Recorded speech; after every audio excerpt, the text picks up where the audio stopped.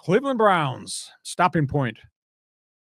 All their quarterbacks are in their facility now. I got 5 of them. Now, remember, this is a Browns franchise that started 40 different quarterbacks since 1999. So they got 5. One can't play, Deshaun Watson. Joe Flacco's got a little bit of gas left in the tank, they hope. Kenny Pickett has never lived up to expectation. And then you got the kids they drafted, Dylan Gabriel and Shedeur Sanders. Sanders showed up for his first full press conference. I want the chance to compete for the number 1 quarterback job right now. Yeah. I'm going to respect the vets, but I want the vets to respect me. In essence, what Shedeur Sanders is saying, I was not a 5th-round draft pick. I'm going to compete for number 1 and win number 1. Good for him. He went on and on and on. The Browns, Andrew Berry, the general manager, came back in response to his first set of interviews after Shedeur Sanders was finally interviewed. Too good a value to pass up in the 5th round.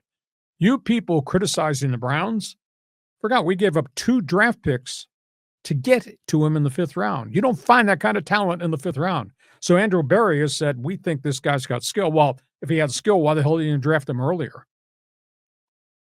And the Browns passed him 5 times. Raiders had 9 picks. They passed him. Steelers passed him in 4 rounds. So anyhow, Shedeur is there, and he wants to be the starting quarterback. Baltimore Ravens. This could turn out to be a good signing. I trust everything Baltimore does in terms of player personnel. Ravens have signed Joe Noteboom, starting right guard, right tackle with the LA Rams. He was very serviceable, multiple positions, multiple years as starter. Ravens have just signed him.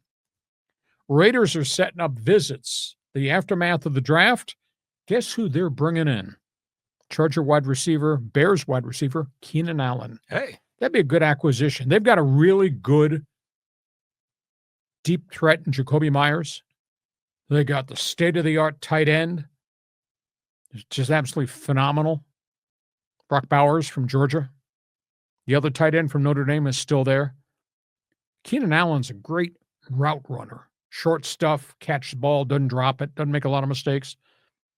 Now, he's going to take a pay cut. He's not going to get $15 million because that's what he got the final group of years with the Bears and prior to that with the Chargers. But that might be a good acquisition if they got him. And Seattle, they're shopping for people. I think the Seahawks have done a really good job in terms of what they did with the draft and obviously some free agent acquisitions led by the quarterback Sam Darnold.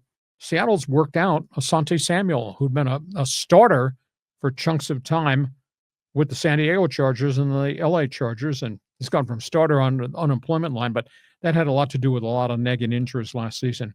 So that's where we are. Shedeur. It's going to be a soap opera in Cleveland. Oh, yeah, it's going to be great. And I like that. If a young kid comes in, he goes, I'm going to compete for the starting job. I want him to have that confidence. And I would expect nothing less from him. But I want to kind of maybe put you on the spot here. Oh, here we go. But it should be fun. Is this payback? Okay. No, it's all right. Okay, out of those 40 quarterbacks for the Browns over the last 25 years, name as many as you can right now. I can't. Come on. My brain is fogged. Come on, like Deshaun Watson, obviously, Joe Flacco. I mean, the list is huge. Well, it started with a kid out of Kentucky that was the very high number 1 draft pick who got hurt. That was Couch or Crouch? Tim Couch. Couch. Never. They couldn't keep him on the field, and it just cascaded from there all the way down. Was Johnny Manziel was in that list? Yes, not very long. Baker Mayfield was supposed to be the next one that was going to be really special, and he was hot and cold, and he wasn't ready. But he played his guts out, and it's taken him time to mature. And you've seen what Baker Mayfield's done down in Tampa. But everybody but Frank Ryan and Milt Plum. You don't know who those guys are. No, I don't. Those are legendary Browns quarterbacks when the Browns were really good. Was that like Otto Graham days or something? That was in between Otto Graham and the Bernie Kosar era. But they were really credible quarterbacks. Kosar is obviously the superstar of all time before concussions kind of ended his career. But just think about 40 different starting quarterbacks since 1999. 40 different starting quarterbacks in 25 years. Bad drafts, bad injuries, bad mistakes in terms of player personnel. What a nightmare. Well, I remember when I first followed the Browns, during the playoffs in the 70s, and it was Brian Sipe. Sure. And he was pretty good. For a short period of time, Cardiac Kids. Yeah, he was good. And then, the Bernie Kosar era was interesting, and those classic games with the Broncos. But it's just this franchise is just so cursed. It's just horrible. Oh, the drive, the fumble, one thing after another.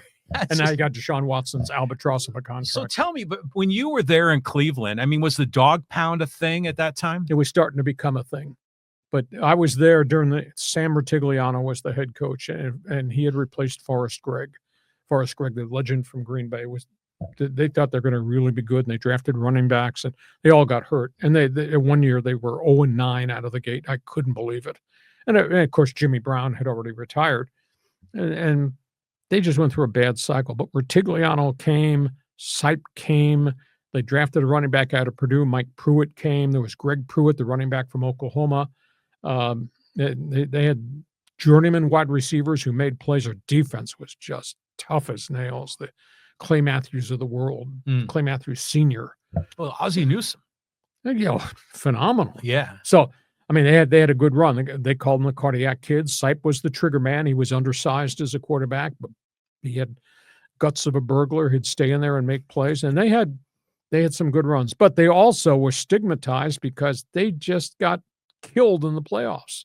I mean, the fumble on the goal line that would have gotten them into an AFC championship game one year. Elway's 99-yard drive in the mud that would have gotten them into deep into the playoffs the next year. It was just heartbreak all over the place. And then it went down, and franchise got sold multiple times. And then Modell moved the franchise. And then the reincarnation of Cleveland Browns came in 1999. But just think about 40 different starting quarterbacks in 25 years. I mean, just insane. I mean, it just really is insane. So I feel for those people in Cleveland. Just a quick on the Ravens. You were talking about how you trust the organization and make the right draft. But when the Chargers brought Joe Ortiz to L.A., were they bringing all that smarts, all that brain trust? He ran their draft room. Now, he was not the general manager. Ernie DaCosta is the general manager, but he was the right-hand man. And they drafted great defense. Their philosophy is really different from a lot of other people. Their philosophy is, John, we really like you, but we're going to get rid of you a year too early from doing this podcast rather than make you an anchor and drag this podcast down because we kept you a year too late. Right. They've done that annually, but they always draft well. So I trust their draft. And obviously, John Harbaugh's got input into that whole thing. But yeah, Ortiz ran their draft room for them, for their general manager. Okay. All right. Okay. That's all things National Football League.